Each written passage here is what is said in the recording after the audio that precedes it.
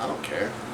Hello, Louisiana Beer Reviews. We're doing Crush Tropical Punch Tropical Punch. from Brew Theory. 10% alcohol.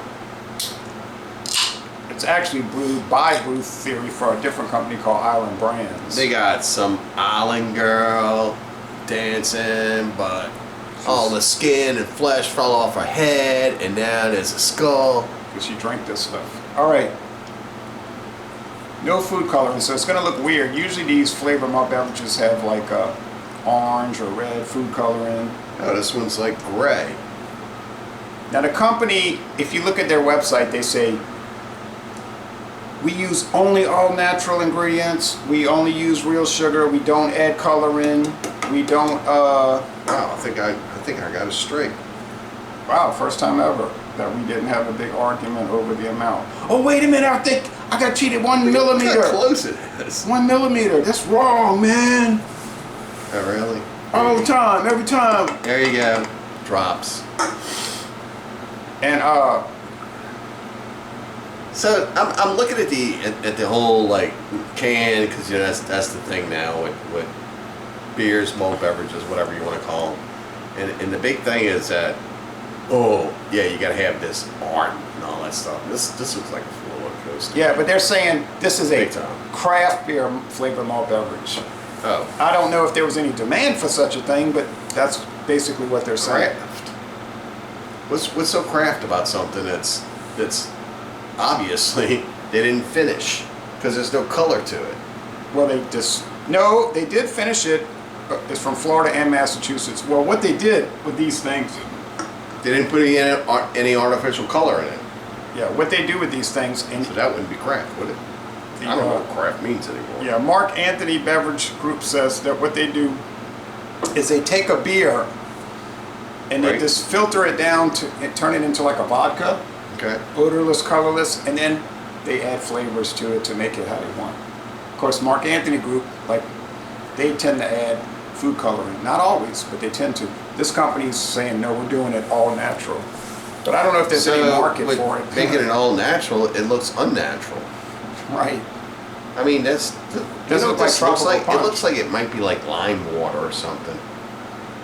Like not even lemon. Like you did some lime water, it would come up. But it's also gray, Yeah. which is not very appealing. No, that's what I'm I saying. guess if you drink it out of a can, like a hobo. I don't know if there's going to be any market for something like this. Cheers. And at 10%, it's so strong. What are you getting off of this? Various fruits like pineapple. I'm not getting What do they put in fruit punch? Pineapple, cherries. slightly. Yeah, it's some kind of like Hawaiian punch mix or something. Yeah, it's like pineapple, cherry, not coconut. I don't know. There's a chalkiness to it. In the mouth. Yeah. I don't really see a chalkiness. Mm. The body's heavy, and it does not hide the 10%. No. There's a malt underbody with it. I guess it kind of tastes like fruit punch. I mean, if you got some Hawaiian punch, I'm getting this acidicness that you would get from citrus. It's almost like tangerines. no. It's like a little citric acid. It's kind of like when I was talking to these guys on Bank Street, and they sell you the Monas. They'll sell you that hummus. They'll make their own hummus. And so I was talking to them one time, and I said, "Hey, man, how do you make that hummus?" And they said, "Well, we use the chickpeas, the tahini, that tahini, and then we put a little citric acid in it." I was like, "What does that do?" He said, "Well, it mimics the citrus flavor." So that's kind of what I'm getting here. Oh, never mind. Not tahini. That's a Mexican spice. You're thinking of that sesame seed puree. Right. It's called, It's not tahini. I think it is tahini. It's like ground up sesame seeds or something. Yeah, it's like pulp. And they make it like a peanut butter. Yeah. It's like a real thick peanut butter. They put it in and mix it in. Tahini, yeah. Yeah. Buy it. It's real expensive. It tastes like that citric acid that they use. So that's what they put in there to give it that lime flavor. Mm-hmm. That's what they told me. So Like, try it. How does it taste like? I was like, oh man, it tastes good, you know. So this tastes like a malt-based Citric acid thing going on. Fruit punch, there. like literally. But it's so strong at 10%. I don't see how you would really want to knock these back in the summer because you feel really ill. It's better for sharing. 8 ounces of this is more than enough. I really think. There should have been like 2 clones of this here to finish this off.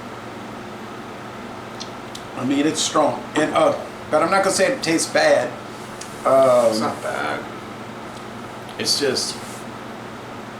But I'm more of a beer drinker than a fruit punch drinker, to tell you the truth. I think if they added if they added red food coloring, it would look better, even though it would be like a mirage because food coloring has no flavor. I think if you're one of those folks out there that does not like the traditional beer flavor, for whatever reason there is, and you wanted a malt beverage, I think you would like this. There's a little bitterness coming from somewhere here. I don't know if it's coming from like orange peels or the actual hops, because malt beverages must contain hops. Somebody was arguing with me the other day about that, and I was like, no, I know what I'm talking A lot about. of people argue. Why don't you just do research? No, it's like that's the law. Malt beverage must contain hops. I'm sorry, I didn't write the law, okay? I didn't, and then the guy was like, well, that could be hop extract. I said, oh, wait a minute.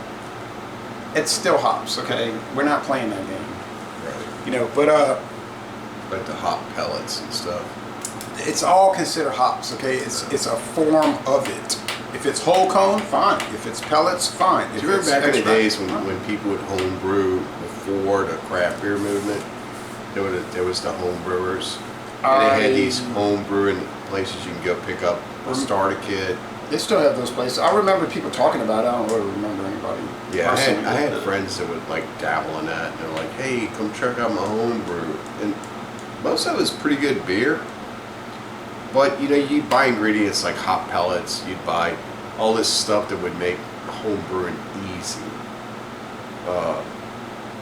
You wouldn't have to worry about, well, the freshness of this and the freshness of that, the dry hop, the wet hop, or anything. You know, it was just like, okay, put the hops in now, wait, put hops in later. And that's just the way it was. It was always a recipe to follow. Yeah, and probably a lot of that stuff came in like probably vacuum sealed bags and stuff. Yeah, it looked like it looked like pellets you'd feed either gerbil or something. All right, but if you smell those pellets, it's hops. It's just like aromatic. Yeah, dried out. Yeah, it was like a dry spice. So Yeah. if you get like a mixed Italian spice that you cook with, and you try to make some homemade red sauce you want to use, put it on top. You know, it's kind of like that. If I was looking to drink a flavored malt beverage, and honestly, regardless of what my channel shows, I'm never really looking to do that. But if I was, and I wanted a high quality one, I would get this.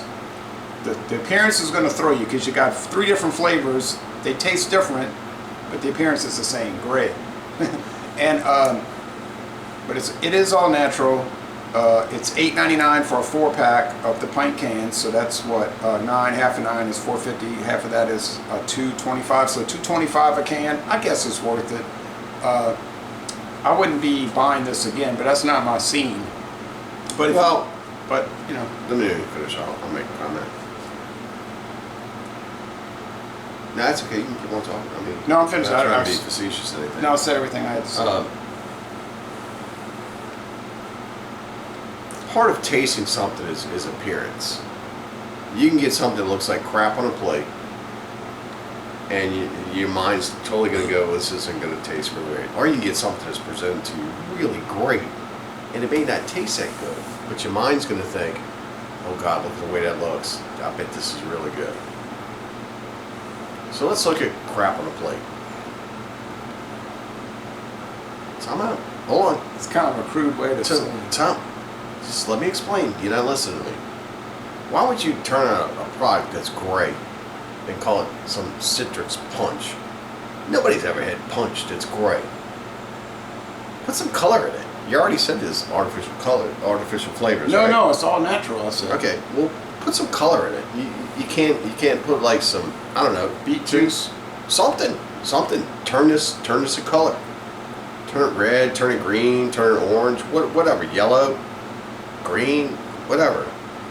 So that'll trick the eye into the taste bud of it turning out to be something else. Well, actually, what Anheuser-Busch started doing in the last year, because people were criticizing them for adding food coloring, they started coloring their stuff like this with juice from vegetables and fruit.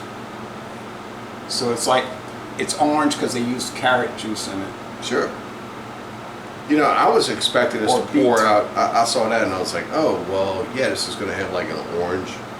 If it had like an orange-yellow appearance, that would trick your mind into thinking, oh, this is orange and pineapple. As you're drinking it, and your mind would trick you into thinking that it's good. So with that said, the taste is good, the color's off. It's making me go all over the place. I have to give this like a B-. It's because of the appearance. Yes, because of the appearance.